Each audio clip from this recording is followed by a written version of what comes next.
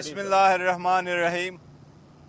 आज खान साहब के साथ अडियाला जेल में मुलाकात हुई है। ये हमारा मुलाकात की एक रूटीन का दिन है, थर्सडे। आज खान साहब के साथ मुख्तलिफ उमूर पर बहस हुई है, लेकिन सबसे पहले और अहम डोनाल्ड लू की इंटरव्यू है। उसकी वो स्टेटमेंट जो उसने अमेरिकन कांग्रेशनल कमेटी के सामने दी है, उसने सबसे अहम जो बात है अपने एक ऑफिशियल मीटिंग में जो कांग्रेशनल कमेटी के सामने थी, उसमें इस बात को डिनाई किया है कि उसकी पहली ऑफिशियल मीटिंग जो पाकिस्तान की डिप्लोमेट असद मजीद साहब के सामने हुई है, उसको उसने डिनाई कर दिया है। ये इस बात की तरफ हम तवज्जो दिलाना चाहते हैं कि असद मजीद जो पाकिस्तान का एक क्रेडिबल डिप्लोमेट है, जिसने पाकिस्तान को एक साइपर लेटर लिखा था, वो जो 2 मरतबा नेशनल सिक्योरिटी कमेटी के सामने भी आया, उसने उसकी तस्दीक भी कर ली। 3 मरतबा वो अदालत के सामने भी पेश हुआ। 3 मरतबा भी उसने यहाँ भी अदालत के सामने उसको एडमिट कर लिया। उन्हीं की सजेशन पे डीमार्च करवाया गया था, प्रोटेस्ट करवाया गया था, ये होड़ किया गया था कि इंटरफेरेंस हुई है पाकिस्तान के अंदरूनी मामलात में। कल जबकि पहली ऑफिशियल मीटिंग में डोनाल्ड लू ने उसको डिनाई किया है, लिहाजा हम मुतालबा करते हैं कि असद मजीद इसके सिलसिले में फ़ौरन अपनी स्टेटमेंट दे दे और दोबारा तजदीद कर ले कि क्या डोनाल्ड लू की कल की स्टेटमेंट झूठ और गलत नहीं है।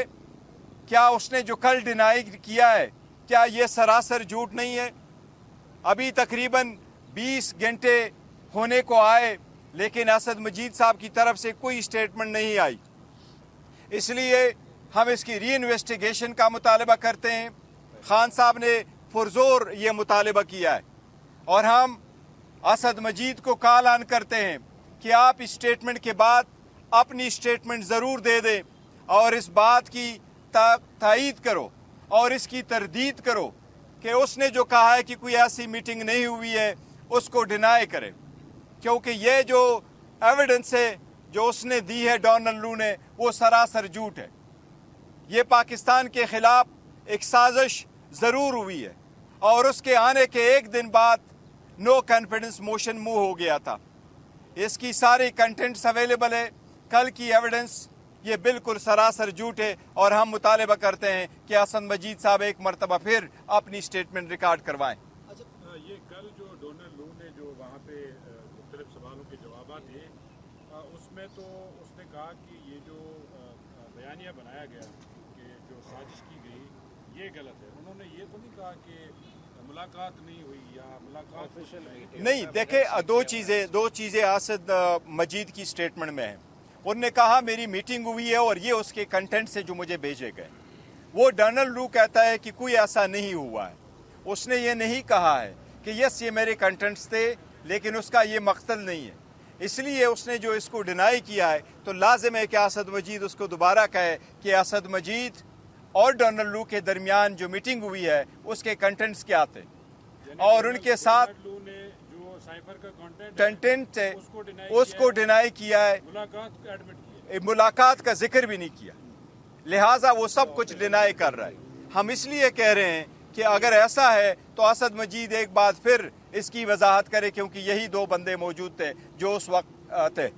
सेकंड, साथ ही साथ अगर आप इलेक्शन के बारे में देखें तो उसने इलेक्शन के बारे में भी कहा है कि अमेरिका ने कभी फ्री एंड फेयर, ये 2 लफ्ज़ उसने बोले। फ्री एंड फेयर का लफ्ज़ कभी अमेरिका ने इस इलेक्शन के बारे में नहीं इस्तेमाल किया। 1 घंटा 25 मिनट डोनाल्ड लू की इंटरव्यू है। वो क्वेश्चन सेशन 1 घंटा 25 मिनट रहा है। साइपर पे फ़कत 2 मिनट 30 सेकंड उसने बहस की है। बाकी जितने भी क्वेश्चंस हुए दूसरे टॉपिक पे, लेकिन उसने कंसील किया है। सबसे बड़ी बात यही है कि इसकी अब इन्वेस्टिगेशन होनी चाहिए, क्या उसमें ये जिक्र हुआ था या नहीं।